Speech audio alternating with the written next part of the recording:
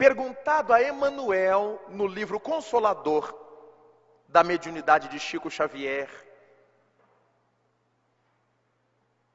sobre a melhor escola para que os nossos filhos aprendam as coisas imponentes e importantes da vida, o benfeitor do Brasil escreveu: a melhor escola ainda é o lar. A primeira. E disse-nos o benfeitor Emmanuel: a escola do mundo instrui, mas somente o lar educa. Aquela observação da personalidade de quem é, analisar as tendências, só o lar pode fazer isso. A academia forma o cidadão, mas somente o lar constrói o homem ou a mulher. Então Emmanuel distingue bem os elementos que iluminam o intelecto, a intelecção, o saber intelectual e os conhecimentos que fazem a alma crescer nos seus valores ético-morais. Depois Allan Kardec se preocupará com a adolescência, a fase que se seguirá à infância. E ele perguntará na questão 385 sobre as modificações que se operam na alma do indivíduo quando ele sai da adolescência. Kardec deseja saber se é um outro espírito, se é o espírito que mudou. E as entidades respondem que não, é o mesmo espírito. É a mesma criança crescendo e que agora retoma o patrimônio de outras vidas. Aquilo que a educação infantil não conseguiu corrigir, não conseguiu trabalhar, não conseguiu implementar de positivo e de bom, o espírito vai retomando o seu passado. Os pais têm muito medo de botar os filhos nos lugares que eles precisam estar, de pôr os pingos nos is, de deixar eles chorar um pouquinho, mas entender as coisas.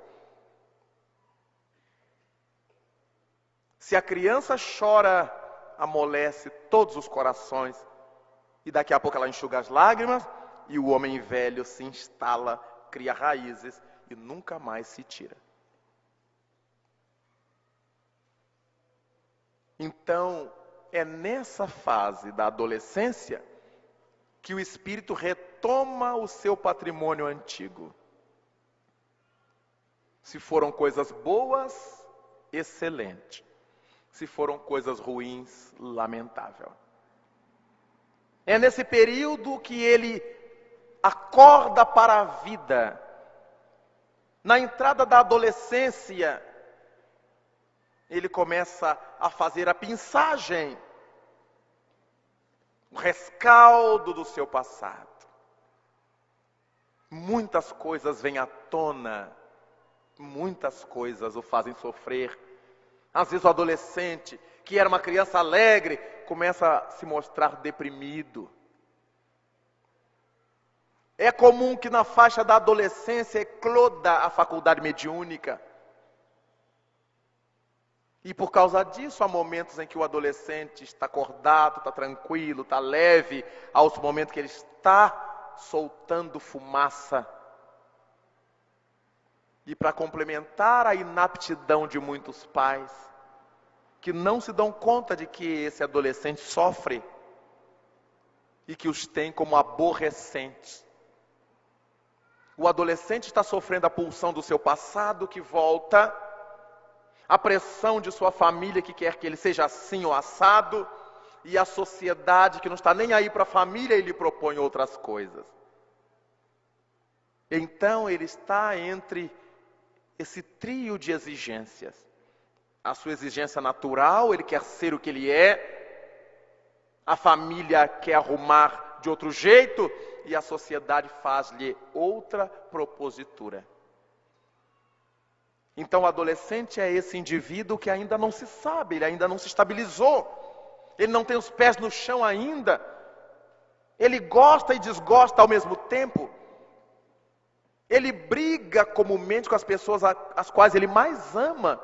Sua mãe, seu pai, seus irmãos. É o conflito em si. Ele não está brigando com os outros, ele está brigando consigo. As indefinições do caráter. Eu aceito a droga que meu colega me oferece ou não aceito? Isso provoca sofrimento. Eu ouço o que meu pai está dizendo ou não ouço? Eu faço o que meu namorado quer, que a minha namorada quer ou não faço? E aí os conflitos vão se instalando na alma desse adolescente. E é típico desse meio confusional a gente cair para o lado mais fraco, a gente adotar a postura mais negativa, porque é a mais aplaudida. Quando nós encontramos um adolescente que diga assim, eu vou assumir, pode contar que ele vai assumir o lado pior. Jamais ele dirá, vou assumir a nobreza que eu aprendi na minha casa com meu pai e minha mãe. Não quero saber dessa vida viciosa. Não, ele vai para a vida viciosa, apesar de tudo que tenha recebido do seu pai e de sua mãe, também há isso. Allan Kardec pergunta no Livro dos Espíritos se os pais são sempre culpados quando o filho, tendo recebido tudo deles, em termos de orientação para a vida, resolvem despautar e trilhar outras rotas. E o Espírito de Verdade diz que não, os pais não são culpados. Mas dizem que quanto mais difícil seja o filho, maior o mérito desses pais se conseguirem reconduzi-los para Deus. Então ser pai, ser mãe, é um brutal desafio. É uma honrosa oportunidade. É Deus confiando na gente. Bom que não nos percamos. Bom que não atraiçoemos a confiança que Deus deposita em nós. Querer que os nossos filhos nos entendam enquanto eles são crianças e adolescentes é uma grande tolice. Eles não nos entendem. Nos obedecem, nos engolem, quando nos obedecem, nos engolem. Mas não nos digerem. Filhos e filhas, com exceções felizes, só vão entender a seu pai e a sua mãe quando também pais e mães eles forem. Agora eu entendo o que minha mãe falava tanto, ficava no meu ouvido, pegando no meu pé. Que essa filha que eu tenho, se eu não ficar no pé dela, agora eu sinto na posição de mãe. Agora eu sinto na posição de pai. E porque eu vejo que eu tenho que agir assim, eu entendo que meu pai tinha que agir assim comigo, minha mãe tinha que agir assim comigo, senão eu não teria feito e não teria chegado aqui. É ilusão eu querer conquistar aplauso dos filhos, enquanto eles são pequenos, enquanto eles são menores, enquanto a cabeça não estabilizou. Há adolescentes que reconhecem o labor dos pais, a dedicação dos pais, que amam seus pais por isso, mas a grande massa tem em seus pais seu banco central, sua caixa econômica. Aperta o botãozinho e cai dinheiro. Pai, quero comprar isso. Mãe, eu preciso comprar aquilo. Pai, Mas vai chegar o dia que eles vão ver que seu pai e que sua mãe não são apenas bancos de onde se retira dinheiro. São amigos, são irmãos da evolução, sofrem, choram, estão aprendendo como nós. Tudo isso faz parte da dinâmica doméstica. Então a adolescência é esse período difícil, perigoso, com o qual a gente precisa ter muita habilidade para lidar. É nessa fase que o lar perde totalmente o valor. O adolescente, em regra, ele ouve os amigos, os professores, o líder do grupo. O pai nunca sabe de nada. A mãe nunca sabe de nada. Ih, pai, não paga mico não. Ih, mãe, corta essa. Aí quando passa essa fase louca de perturbação, de desatino, de desacisamento, aí eles voltam a entender seu pai e sua mãe com tal ardor, e muitas vezes o tempo já passou demais. Mas é a vida, faz parte da vida.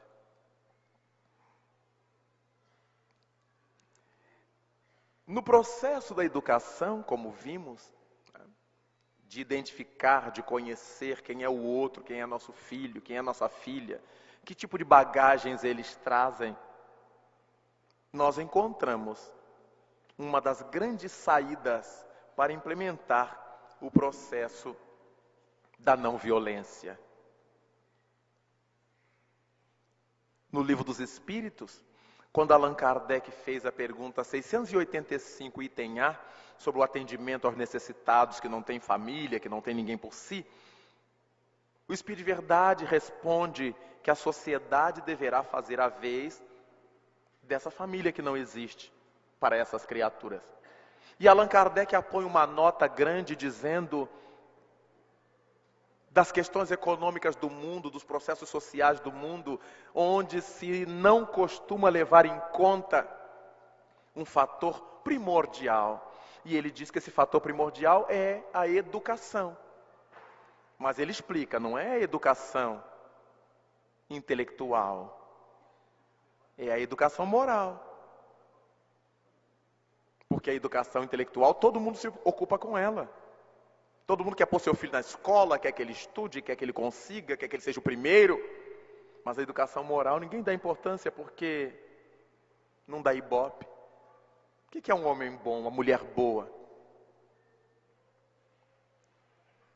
E Kardec diz que está se referindo à educação moral, não àquela calcada em excertos de livros, em que a gente memoriza textos bonitos e sai dizendo sobre educação.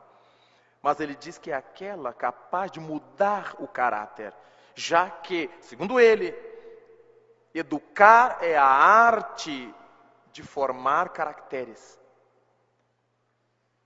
E é isto. Através do processo educacional, nós formamos os caracteres, para cima ou para baixo. Existe educação para cima e existe educação para baixo. Sempre que eu reforço virtudes, é educação para cima. Quando eu reforço vícios, é educação para baixo. Isso mesmo, meu filho, apanhou, bate, hein? Se vier para casa chorando, apanha de novo. É um processo educacional, que eu estou ensinando a meu filho a revidar a violência na rua.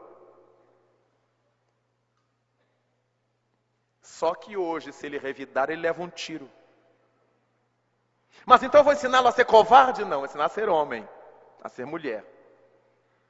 São as coisas que se quer roubar, leve as coisas,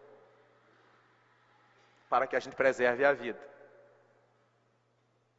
Não, mas ele está no jiu-jitsu, no karatê, no taekwondo, no kung fu, no krav maga. E o que são todas essas especialidades na frente de um AR-15? Quem resiste?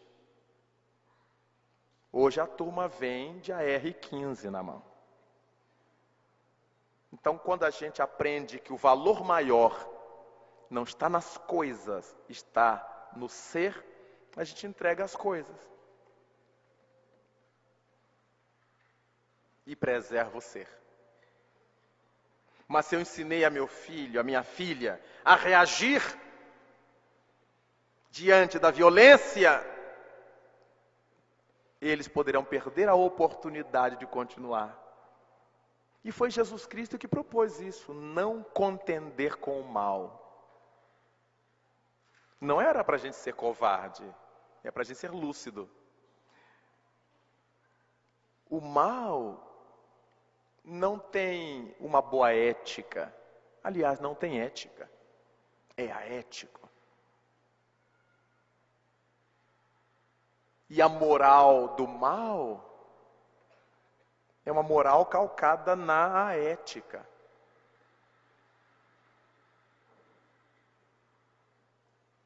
Daí eles serem chamados de antissociais. aqueles preceitos universais trabalhados por Kant, do bem geral que deve estar sempre visado pelo individual, por cada indivíduo. E isso, o violento, o criminoso não se liga.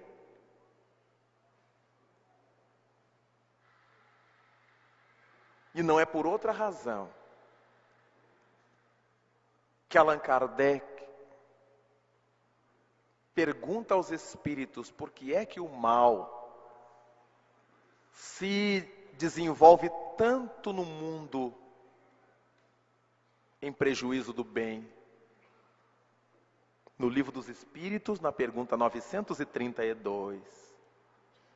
E o Espírito de Verdade responde ao codificador: por culpa dos bons. Olha que coisa desconcertante. O mal se espalha na terra por culpa dos bons. E diz o Espírito de Verdade: os maus são ousados e intrigantes. Os bons são tímidos. No dia que estes quiserem, os bons preponderarão. O indivíduo sai para assaltar ao meio-dia na Praça Zacarias, no calçadão, na boca maldita, e todo mundo se acua diante do revólver, com sol claro, de lado do posto policial. Eles são ousados, intrigantes. Enquanto nós, para educar os filhos, como somos reticentes. Para dizer uma palavra a um menino que arranca as plantas do jardim público: meu filho, deixa aí, não arranque não. Ah, nós temos cheio de dedo. Ah, não é meu filho? Como não é meu filho? Quem é meu pai? Quem são meus irmãos? Quem é minha mãe? Daí a nossa covardia patrocinando o crescimento do mal e dos maus. No dia que os bons quiserem, preponderarão. Nós estamos vivendo um período de apatia moral. O que aparece de músicas esdrúxulas e vendem a rodo é sinal que a comunidade está no nível do esdrúxulo. Onde está a sensibilidade do ser humano para a arte, para a música verdadeira, para a estesia? Não existe. Nós gostamos do barulho. Por isso, no Livro dos Espíritos, quando Allan Kardec indaga sobre se os espíritos participam, se eles gostam de nossa música, lá na pergunta 251, as entidades perguntam a ele em resposta: acaso vos referis a esses barulhos que mais se assemelham aos batuques da selva? Isso há 146 anos. As entidades distinguiam muito bem o que é música, o que é barulho. E hoje nós não conseguimos fazer essa distinção, com raras exceções. Por isso, os contrassensos sociais, a insensibilidade nossa para o artístico. Se a gente coloca no CD player uma música de Mozart, que é clássica, de Debussy, a garotada: ih, que velório! Mas a gente tem que aguentar o bate-estacas, né? Que eles põem no maior volume. E aí os pais não falam nada. Era hora da gente aproveitar e dizer: meu filho, verifique, o que é que esse velório que você está dizendo nos faculta? Tranquilidade, paz, viajar. E esse bate-estaca que você está pondo nos enerva, nos irrita, nos excita. Perceba o que a gente quer para a vida. Levar desde cedo as crianças para bons recitais. para ouvir música boa, porque no final ela vai saber distinguir. Ela pode até gostar de bate-estaca volta e meia, mas ela não joga fora a música de boa qualidade, que pode ser popular, que pode ser clássica, mas de boa qualidade, que tenha mensagem, mensagem musical, mensagem de conteúdo da letra. Então, às vezes eu converso com moços, muitos moços, e pergunto assim: o que você viu nessa melodia? Professor, é o swing. Eu digo: tá bom, então que assim seja. É o swing. Diz: o que é o swing, meu filho? É o molejo, é o balanço. Eu digo: mas a música não pode ter só swing. Tem que deixar alguma coisa em nós, alguma mensagem. Eu gosto também de música que tem swing. Mas é preciso que a gente pense que a música é um trilho que nos leva a um mundo diferente deste. Quando Pitágoras pensou nas notas musicais, numa pauta, ele imaginou a harmonia sideral.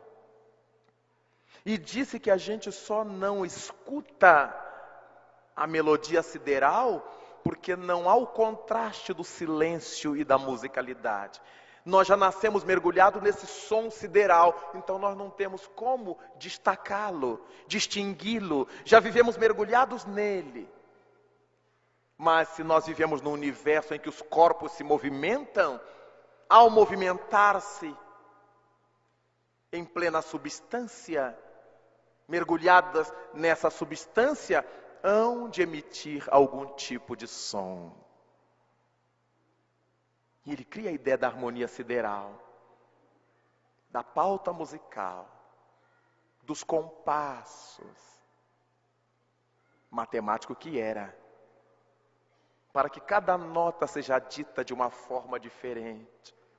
E com 7 notas, nós vemos acontecer tudo isto que a gente ouve, que a gente sente, através das músicas. 7 notas, devidamente moduladas pelas claves, pelos bemóis, pelos sustenidos, pelos B-quadros, elas vão tomando valores diferentes. Que maravilha é esta, que a criatura humana nem sempre consegue captar. Então nós vamos criando nos filhos essa estesia, esse gosto pela coisa boa. A gente leva as crianças no parque de diversão, no carrossel, faz parte do movimento da criança, mas leva para ouvir um recital de música infantil, mas de boa qualidade, que nas cidades sempre tem. Conversamos com ela sobre a música, o que a música quer dizer. Se o pai, se a mãe tocar algum instrumento, senta aqui para a mamãe tocar perto de você. E a criança gosta de ver a mãe tocar, o pai tocar. Vamos cantar junto, meu filho. Olha só, eu vou lhe ensinar essa quadrinha, aí depois mamãe toca, papai toca e você canta com o papai e com a mamãe. Vamos criando gosto pelas coisas felizes da vida, começando em casa o regime da paz. Ninguém que goste da música, das estesias sublimes, consegue ser uma pessoa violenta. A música tem um poder de nos apaziguar. Quando lemos a Bíblia, há uma expressão muito curiosa, um ensino muito curioso, quando se diz que o primeiro rei dos hebreus, quando estava atormentado, o rei Saul, Davi tocava harpa e cítara para tranquilizar o rei Saul. A música tranquiliza.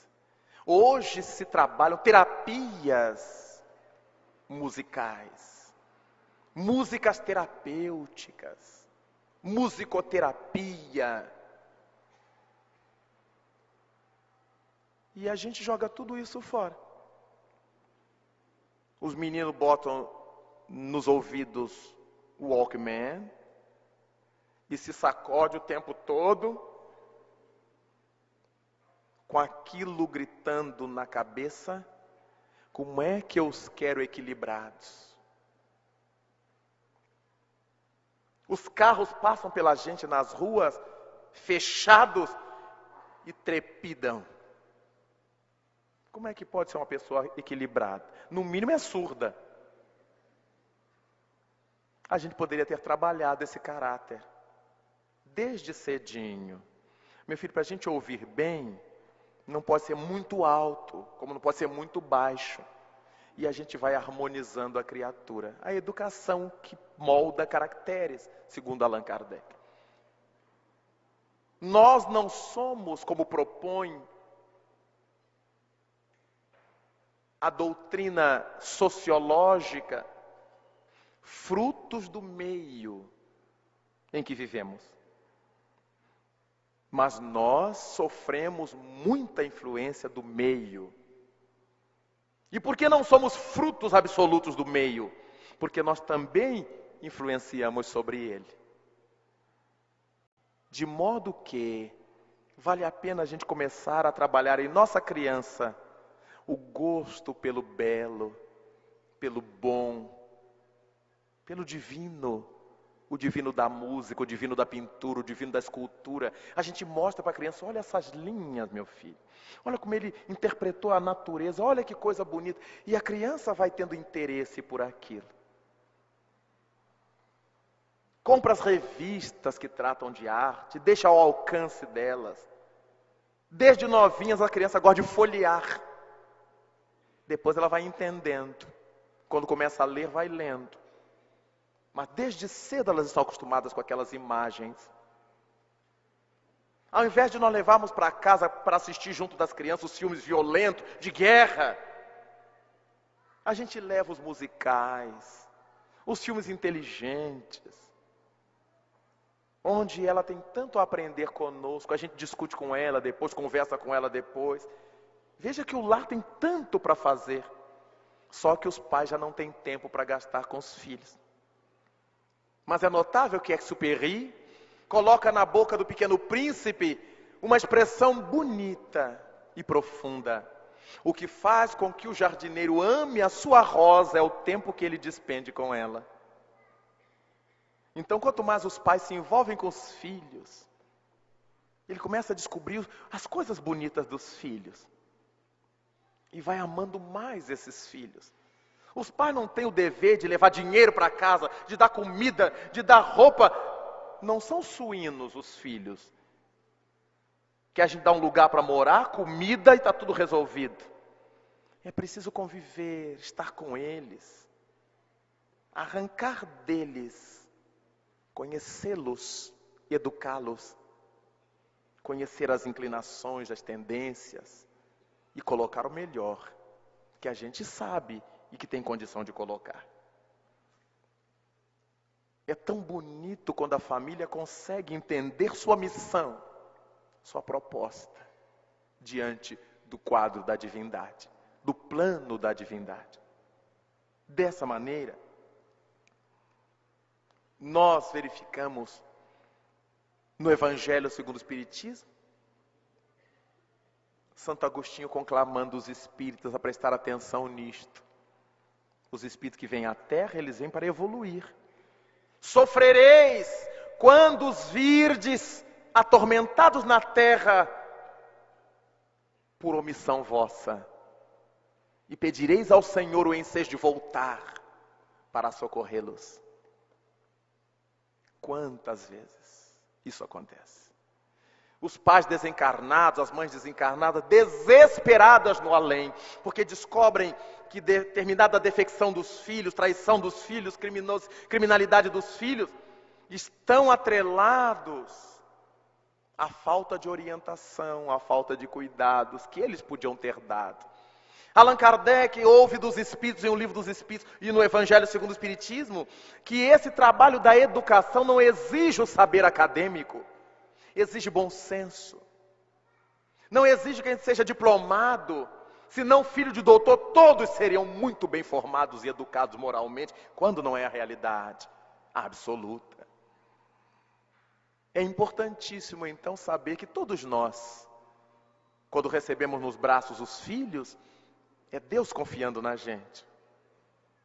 Vamos trabalhar de tal maneira, propõe o Espírito Camilo, que Deus possa confiar em nós, possa crer em nós. E daí,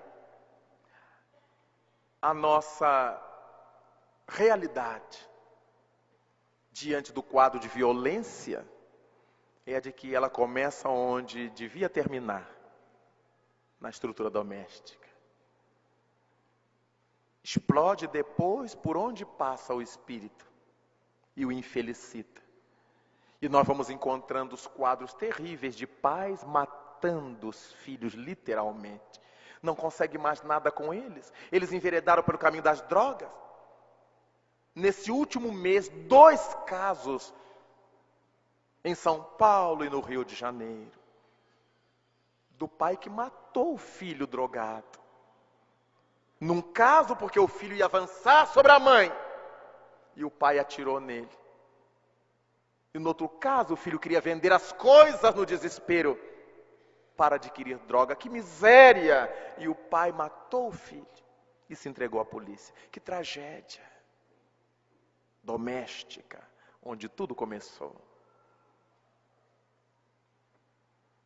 Temos as notícias de filhos matando os pais, ou mandando matar os pais, para ficar com o dinheiro, para ficar com a riqueza. Vejamos a loucura. O que é que consistiu, em que é que consistiu a educação desses filhos? Como é que esses pais trabalharam a mente desses filhos? Então nós estamos ouvindo Jesus de novo. Os filhos entregarão seus pais. Os pais entregarão seus filhos. Irmãos se colocarão contra irmãos. Sermão profético do fim dos tempos. Quem estiver no alto das montanhas, não desça para buscar nada deixado lá embaixo. Quem estiver nos campos, não volte. Quem estiver no alto dos telhados, não baixe. Quem estiver agindo no bem, não mude de conduta com medo do mal. Não temei aqueles que podem matar o corpo, mas nada podem contra a alma, propôs Jesus. Nenhum temor. Vamos viver como a gente sabe que deve viver, com os cuidados inerentes à época, com as precauções inerentes ao lugar em que vivemos, mas uma confiança irrestrita no poder de Deus. Daí, haver dito Mohandas Gandhi: se um único homem alcançar a mais alta expressão do amor, isso será suficiente para que haja neutralidade do ódio de milhões. Cada filho nosso que ame, onde ele estiver, ao invés de causar tumultos e problemas, ele espalhará esse halo de paz, de entendimento, de amizade, de fraternidade, de harmonia. Será Cristo se espraiando através deles. E dessa maneira, meus irmãos, queremos interromper aqui este trabalho para voltar logo mais e dizer-lhes que é preciso olhar com outro carinho para o nosso lar, para o nosso ninho, olhar com outros olhares para os nossos filhos, para os nossos pais. Nós fazemos parte de um grupo que precisa crescer, avançar, evoluir e fugir gradativamente e persistentemente da violência, sob os seus mais variados matizes. Com isto, peçamos a Jesus Cristo que ilumine a nossa boa vontade, que perdoe os nossos equívocos cometidos nos dias da ignorância e nos faculte a honra de continuar a servir na oficina do bem pela paz no mundo, a começar pela paz no nosso mundo íntimo. E que assim seja. Até logo mais.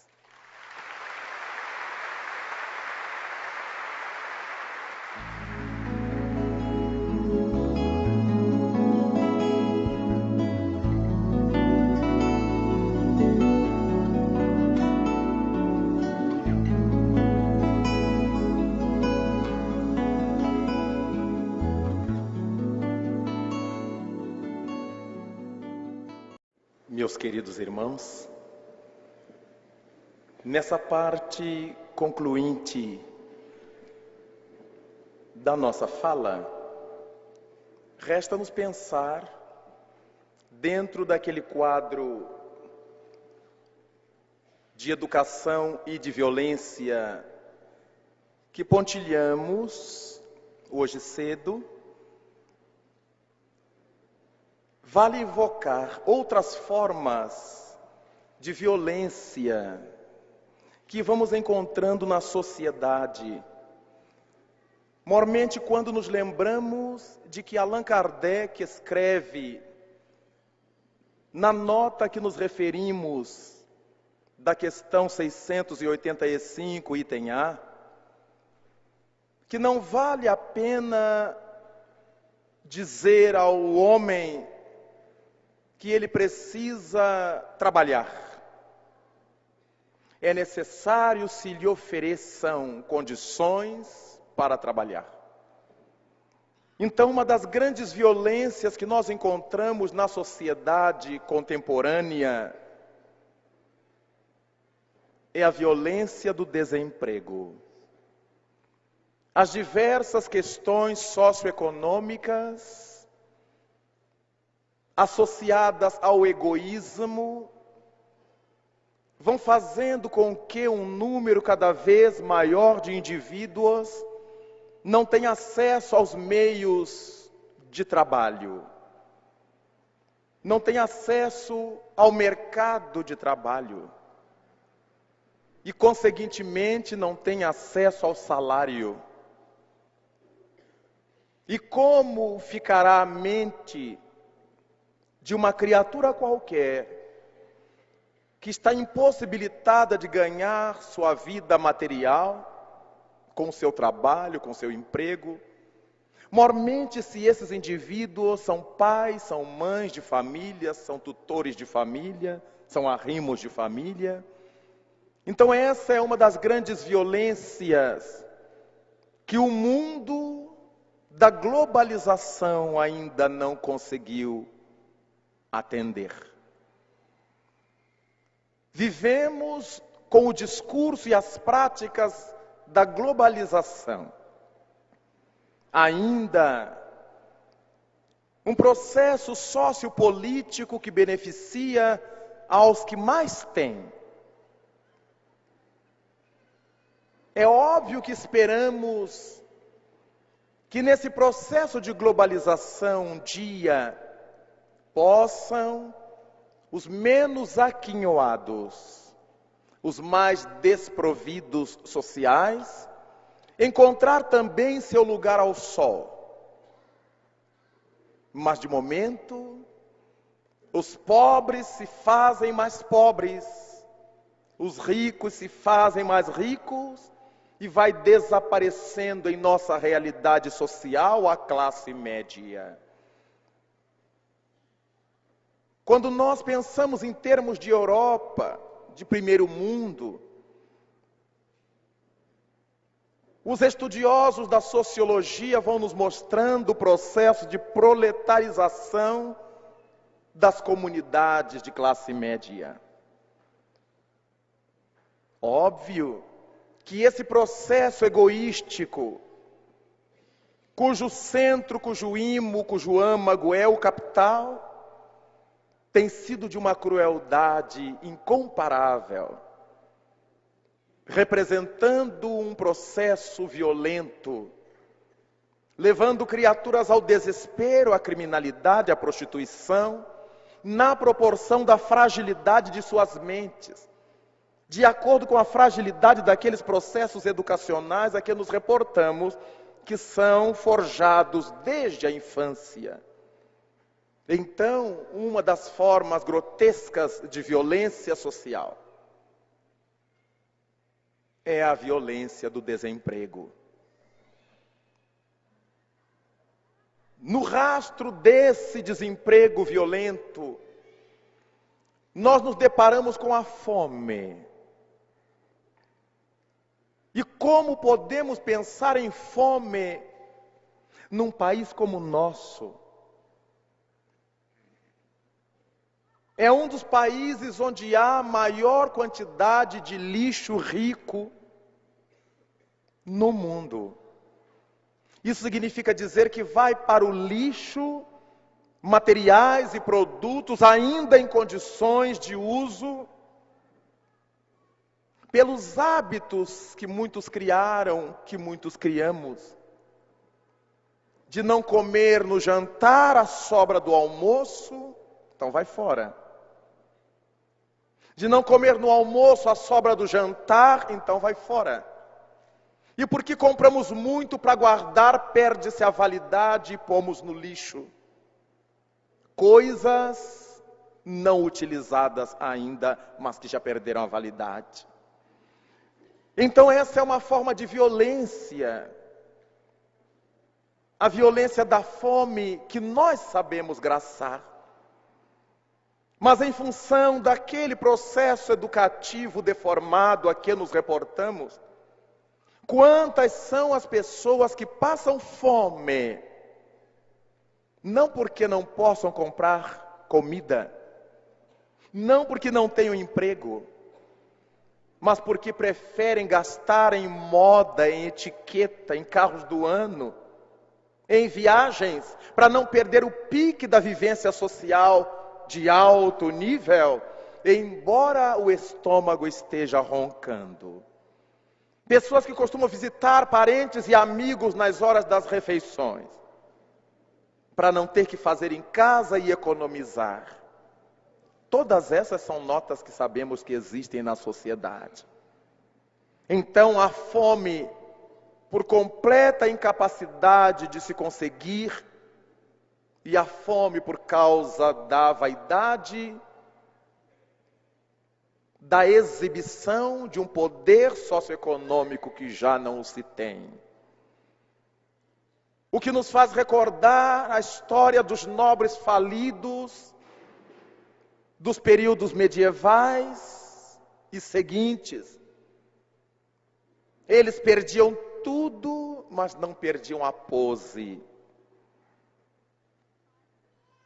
E dessa forma, a violência da fome penetra todos os escaninhos da nossa sociedade. Quanto mais nós ouvimos falar em campanhas, em processos de atender à fome das pessoas, nós que lidamos com obras sociais, com famílias socialmente carentes, percebemos que alguma coisa está errada, porque o número dos carentes aumenta. Enquanto os governos fazem propaganda de que eles estão atendendo, nós não sabemos bem a quem, como, quanto eles estão atendendo, porque as nossas cifras crescem. O número de pessoas que vêm buscar nossas escolas, a cesta básica que ofertamos, aumenta dia a dia e nós não damos conta. E estamos ouvindo falar em fome zero para aqui, em fome zero dali. Devia ser comida zero. No meu estado, fala-se no cheque cidadão. Cada família pobre receberia por mês R$100 em cheque para gastar em supermercado com comida. Nós atendemos a 310 famílias. Nunca uma das nossas famílias foi contemplada com um desses cheques cidadão. Uma família sequer. E aí ficamos depois sabendo qual era o desvio desses cheques cidadãos para se comprar votos para os respectivos senhores da política. É uma covardia. É uma violência. Porque esse cheque cidadão sai do dinheiro de toda a comunidade. E depois beneficia apenas aqueles que fazem parte do conjunto religioso do líder político. Porque aí eles têm controle de quem recebe e de quem vai votar em quem for indicado por eles. As formas variadas de violência que nós vamos encontrando. Não podemos imaginar num país com as dimensões continentais do nosso, uma das melhores terras do mundo para a plantação. A fome que nós encontramos no Brasil. Como viajamos por esses confins da nossa terra brasileira, o que encontramos é verdadeiramente aterrador. Allan Kardec pergunta no Livro dos Espíritos, em que condição se pode dizer que o indivíduo é desafortunado, é infeliz? No campo material, dizem os Espíritos, quando lhe falta o necessário à manutenção da vida. No campo espiritual, quando lhe falecem a fé em Deus e a crença no futuro. São dois níveis de pobreza considerados pelos espíritos nobres. Um deles é quando falta o que comer, o necessário à vida material. E a pobreza, a outra pobreza, é quando falta a fé em Deus e a certeza do futuro. Daí, nós vamos encontrando a violência da fome. Se um de nós se encontra num restaurante, numa lanchonete, quem é que consegue comer quando chegam aqueles dois olhinhos e ficam nos olhando, mastigando com a gente? A boca se nos enche d'água, a alma se nos aperta e nós temos que atendê-los. Senão não conseguimos comer. Então vivemos esse paradoxo das grandes quanto das pequenas cidades. A fome, que cada vez mais é incrementada pela fome de harmonia interior, pela fome de lucidez, pela fome de cultura, pela fome de sabedoria. E vai gerando uma pobreza e uma fome generalizada. Respeitamos todos os projetos governamentais que visem a eliminar ou a diminuir os quadros famélicos da nossa sociedade, mas é preciso que a gente veja que as coisas estão acontecendo, que estão saindo dos discursos, que estão saindo das festividades. Por enquanto, não vemos. E o dizemos como quem lida com convênios, com sociedades, com essa comunidade carente materialmente, carente espiritualmente, que luxuriam as nossas instituições. Mas nós encontramos nessa pauta das violências. Um outro tipo que não é menos trágico, menos difícil, que é a violência perpetrada contra aqueles que não têm onde cair vivos. Dizia uma amiga, já que morto cai em qualquer lugar. O difícil é ter onde cair-se vivo. A fome da carência de moradia. Cada dia maior quantidade de terra se acha nas mãos de menor número de pessoas. O sujeito vai comprando, vai investindo, vai comprando, vai dominando, vai comprando, vai dominando. Se torna latifundiário, forjam grandes latifúndios. E quem não pode comprar, e quem não pode alugar, e quem não pode deter,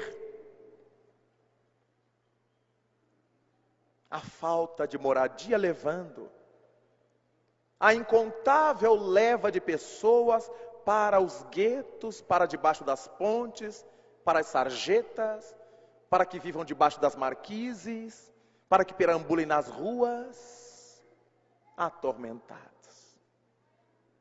Uma pessoa amiga percebeu que uma das crianças da escola em que ela trabalhava estava sempre com um saquinho cheirando cola de sapateiro. E chamou o menino e perguntou-lhe: por quê? Como é que ele estava fazendo aquilo? E a criança respondeu que era a mãe que ensinava aos filhos a cheirar. Porque eles tinham fome. Era para passar a fome. Era para que eles dormissem. Sem outra qualquer preocupação. Então nós vamos encontrando essa tormenta que envereda pela pobreza, pela promiscuidade, pela carência de lar. As pessoas vão ficando cada vez mais pobres, na medida em que as mentes não conseguem trabalhar. As almas não conseguem sair da situação difícil. A limitação a que se refere Jean-Pierre Changeux, a falta de maturidade neuronal, espiritual, que falas pagar um preço pela ignorância. A expiação da ignorância, como chama Allan Kardec. A falta de moradia num mundo como o nosso também representa uma das formas violentas. Como é que uma pessoa pode pensar nas questões políticas, nas questões sociais? Como é que ela pode pensar em si, melhorar-se, se ela está correndo atrás do essencial para sobreviver?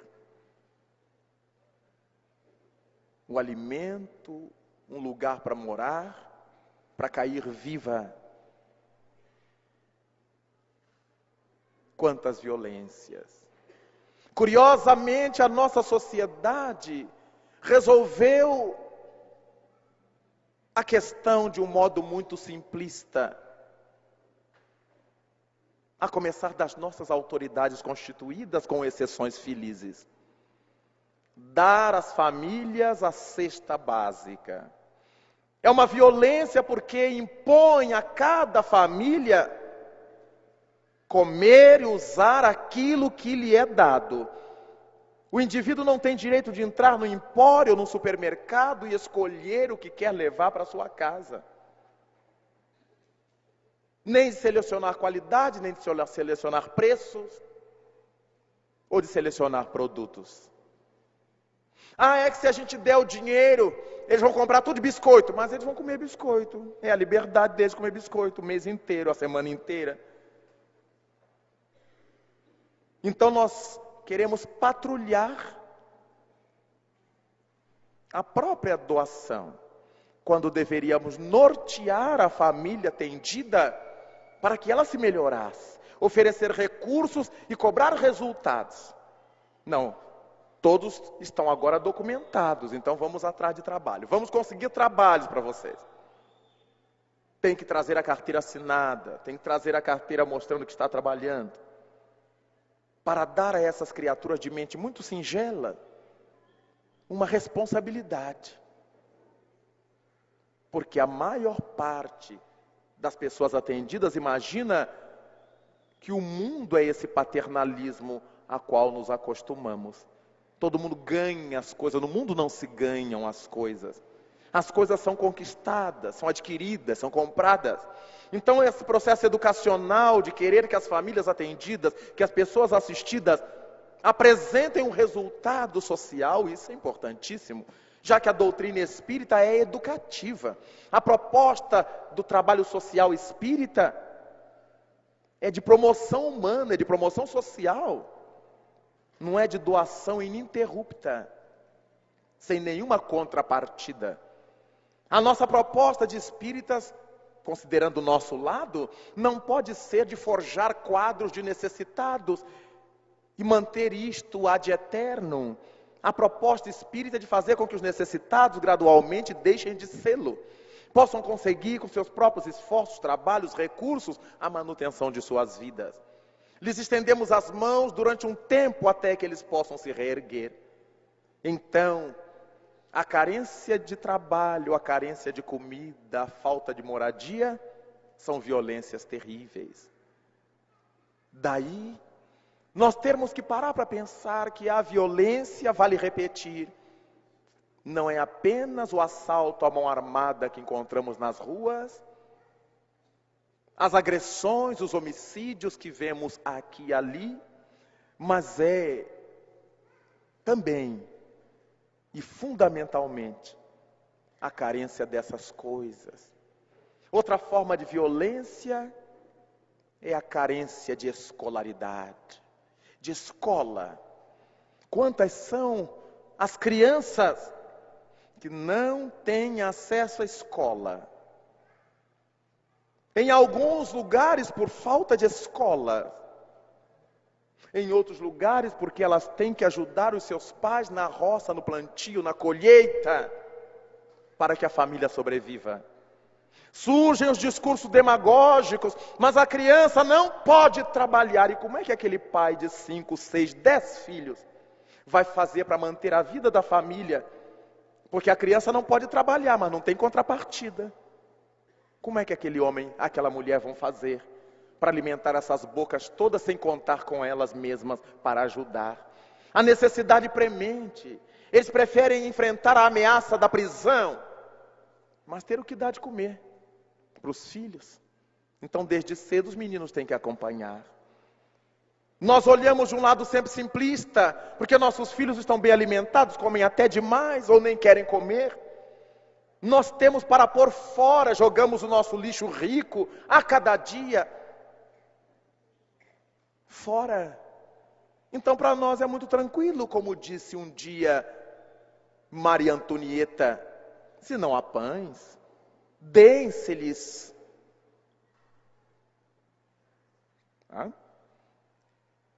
Aquele pãozinho saboroso que ela comia no palácio, os famosos brioches. Se não tem pão, que se lhes deem brioches. Ela não tinha noção de que se o pobre francês não tinha pão, muito menos teria brioches. Então há pessoas que nunca imaginaram o que seja pobreza, o que seja necessidade, porque estão longe delas. Ouvem falar nos noticiários, mas nunca entrar numa vila miséria, numa favela, num gueto onde as pessoas passam fome. Volta e meia a gente vê na televisão a África, vários países da África, mas a gente não tem noção, a gente não convive com isto. Então temos soluções muito mágicas para resolver problemas velhos na humanidade e no nosso país. Importante dar escola às crianças. A escola vai libertando a alma, libertando o espírito. fazendo com que a criatura saiba, viaje, conheça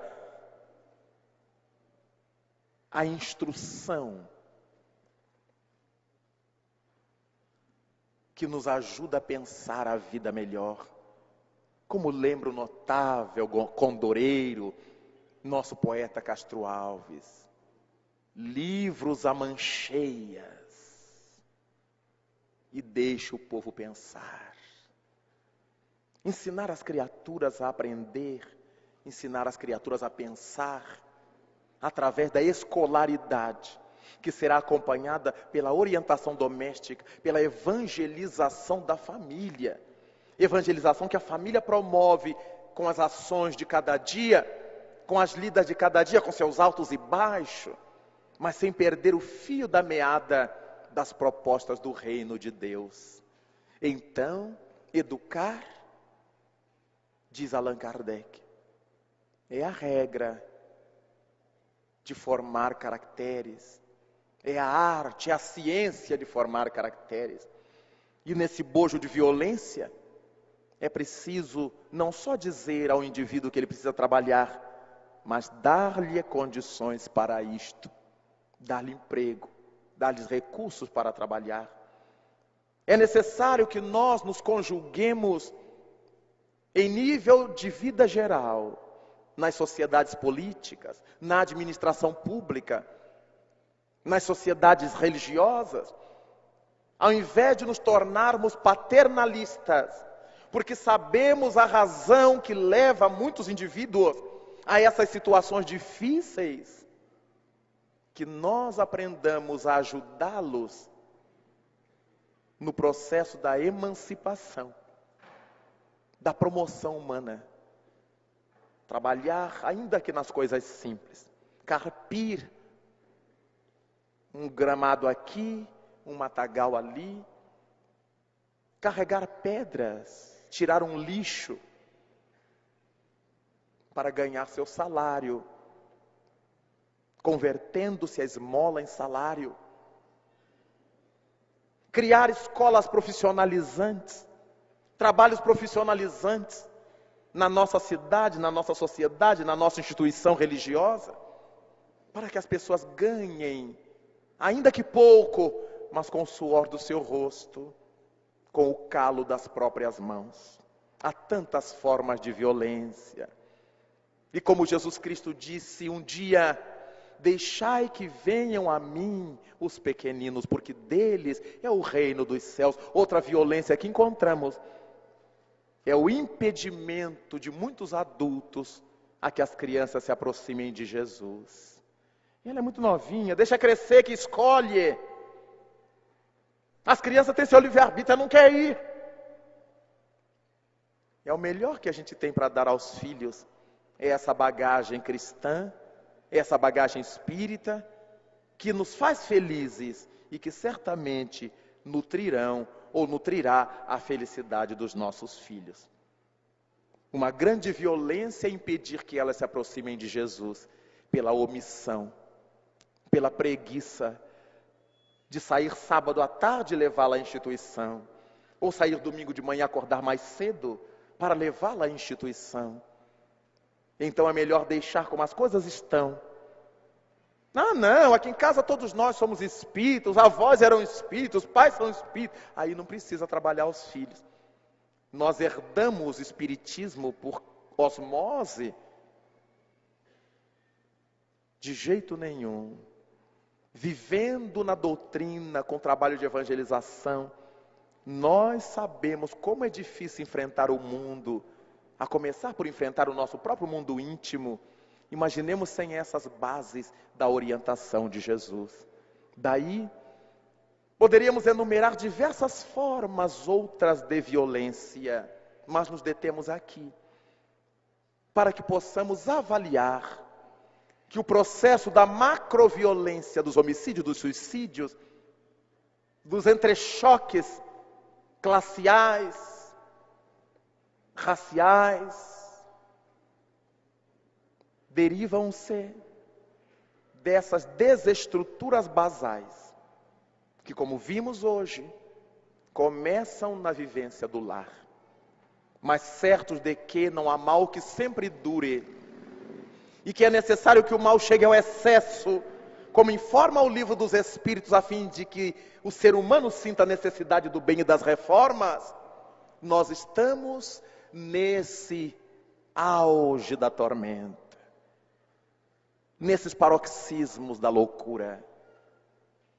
E certo é que logo mais, tudo isso mudará de rumo. Quem não tiver mais que resgatar, começará a superar essas dificuldades ingentes. E nós, confiantes na ação de Cristo sobre o mundo, diremos a Ele da nossa gratidão. Pediremos a Ele a sua preciosa misericórdia, a sua complacência, a sua mão, para que aprendamos pouco a pouco a converter violência em paz, em trabalho do bem, em crescimento espiritual. Graças a tudo isto, caros irmãos, é que deveremos nos colocar simbolicamente de joelhos no chão do mundo, erguer os olhos às estrelas e dizer ao Mestre de Nazaré o quanto nós agradecemos pela lucidez espírita, pela visão que a doutrina espírita nos dá, pela oportunidade de estudar, de penetrar, de mergulhar nos ensinos da doutrina e ser felizes, desde agora até os tempos do porvir, sob as bênçãos dos céus. Que o Senhor nos guarde hoje e sempre da violência, que mantenha-nos afervorados à busca da paz e que nos ajude a superar as pressões tormentosas e sombrias deste ciclópico momento do mundo terrestre. Muito obrigado a todos, que Deus nos abençoe, nos conduza de retorno aos nossos destinos e até uma próxima vez, se Deus quiser.